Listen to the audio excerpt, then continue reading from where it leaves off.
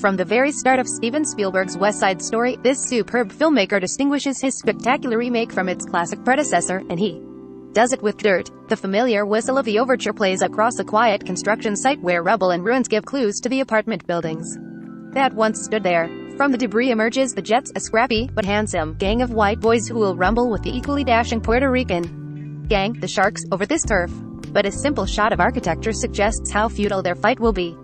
With a framing of gentrification, Helmer, Spielberg, and heralded screenwriter Tony Kushner give this period drama another layer of tragedy that is achingly timeless. And this is just the first of many magnificent innovations in a truly inspired remake.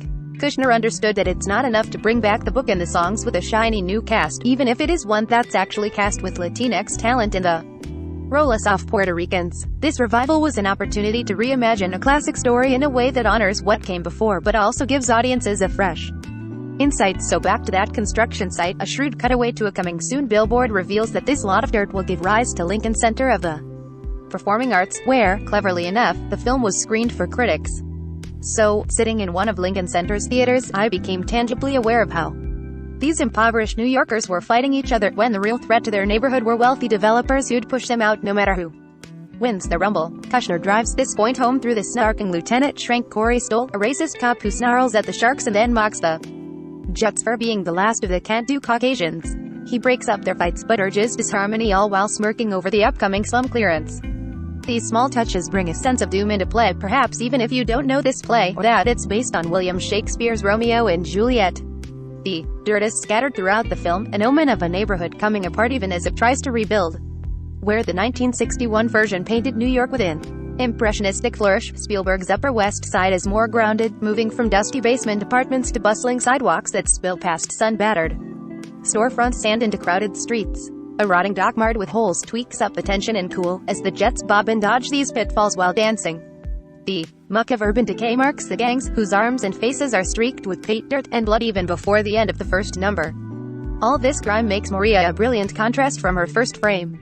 Newcomer Rachel Zegler stands on a fire escape in a crisp white dress, her shining face a beacon in the cramped alleyway. Matching her vibe is pretty boy Ansel Elgort as Tony, whose flawless skin and easy smile hide the Jets' alumnus dark past, the awe that Spielberg has long channeled through childlike wonder toward friendly aliens, mystical MacGuffins, and savage sharks like the actual animals is here channeled into the wide-eyed awe of young love. When Tony and Maria are together, their world is literally dazzling thanks in part to Janusz Kaminski's cinematography, which loves a lens flare to bring a sense of starlight down into gymnasiums or city streets. A date sequence set in the cloisters proves an inspired addition, giving Tony and Maria a respite from their neighborhood's fighting and filth. It also grants them a space that matches the pure beauty of their love. This is not to say the rest of the movie is ugly.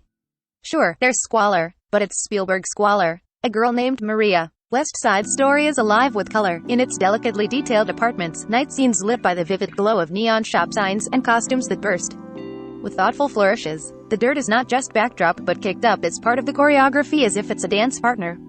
Impeccable staging makes the concrete floor of the warehouse into a sort of shadow puppet stage, where the long shadows of two approaching gangs resemble a set of fanged jaws drawing horridly closed. Even the iconic balcony scene is reconsidered so that the very tall El Gorwan Tower, potentially intimidatingly over-teeny, delicate.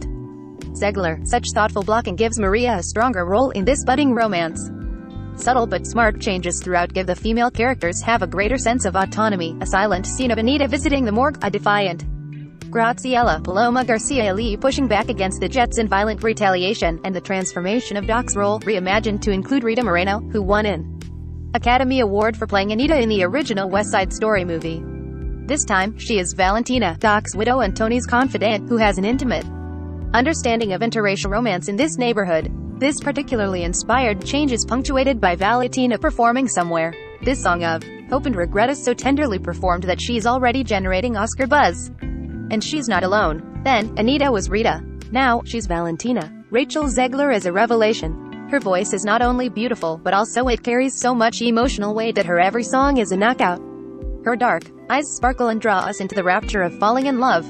Radiant in close-up, she shoulders the whirlwind love story with aplomb and astounding screen presence. Yet Ariana DeBose may have had the trickier role as Anita, a character who is fast-talking, funny, ferocious, and ultimately endures horrible heartbreak. On top of all that, Debus has to perform the role opposite the living legend who originated it on screen 60 years ago. All this challenged, yet the beau's eyes define. Earlier this year, this beguiling triple threat was a standout as the charming school marm in Schmigadoon, but with West Side Story, Debus Provesh is a star. In America, she explodes with energy and charisma, dropping barbs with a sexy smile and swishing her skirt with precise playfulness. In domestic scenes, she's a mother or nurse figure to Maria, devoted but also understandably frustrated. Then, that final act. Her smile shatters, her eyes quivering with tears and rage. She is devastating and captivating. I literally got chills watching Anita's Last Stand. David Alvarez has crackling chemistry with Debus as her Bernardo. He suavely blends a softness for Sister Maria with a protective passion and mesmerizing machismo. Plus, he and Zegler and Debus and other sharks perform in 2 languages. Their characters slide from English to Spanish and back again throughout the film, giving a deeper reflection of Puerto Rican immigrant culture. In a move that might bring some hand-wringing, Spielberg doesn't provide subtitles. Perhaps he felt subtitles would be othering, suggesting this movie is intended for an audience who doesn't understand Spanish. Perhaps he felt there's no need, as context clues are enough to communicate the meaning in these dialogue scenes. Perhaps he worried subtitles would distract from the film's fantastic visuals. Whatever Spielberg's reasons, he was right. I don't speak Spanish. I didn't have any trouble following the scenes, even if I couldn't follow every line of dialogue. Knowing the plot is likely a help, but the performances here don't demand that 1-inch-tall barrier to be understood. I could go on and on, celebrating this spectacular ensemble, but special attention needs to be paid to Mike Feist, who is absolutely riveting as Riff. From his first crooked grin, Feist encapsulates a distinct brand of New York machismo. He's wiry, volatile, yet smooth as the pomade. With a lively New York accent, he cracks wise fearlessly. Yet there's a vulnerability that flashes in his eyes, especially when he talks to Tony. They are more than jets. Maybe more than brothers wombed to tomb. The way Feist plays the role, I believed Riff is in love with Tony.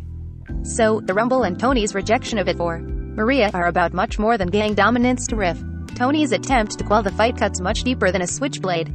Through this lens, that final embrace between the two is freshly gutting. How do you solve a problem like Tony? As Tony, Ansel Elgort is also in this movie. He's got a pretty face and a pretty voice and is a graceful dancer. And yet the Baby Driver star doesn't match the level of this ensemble of lesser-knowns. If they're playing Broadway, he's in a high school production. He's not bad. He's aggressively fine. Has just not spectacular. Elgort can make the Spielberg face, but there's something missing in his eyes. Instead of sincerely awestruck, he seems like has posing. His casting feels like a misplayed note. Otherwise, though, West Side Story is rapturous. It's cliché to say of a great film, this is why we go to the movies. But this is why we go to the movies. Award-winning playwright Tony Kushner's sophisticated adapted screenplay deepens character development and frames the central battle against an ominous backdrop from its first moment. Steven Spielberg is at the top of his game, delivering a musical marvel that is overflowing with emotion and visual splendor. The songs are gorgeous as ever. The dance numbers are astonishing, not only in the talents of their performers but also in a sublime synergy of cinematography and editing that truly relishes in the movement of camera and subject. Banished are the frenzied quick cuts and close-ups that cut off a dancer's exquisitely extended limbs. Here, the cuts are seamless and splendid. It's cliché to say of a great film, this is why we go to the movies. But when the theater throbs with a rousing song, the audience is entranced by a star-making performance, and your body is rippling with chills from the sublime power of cinema. What else can you say? This is why we go to the movies. West Side Story opens in theaters on December 10th.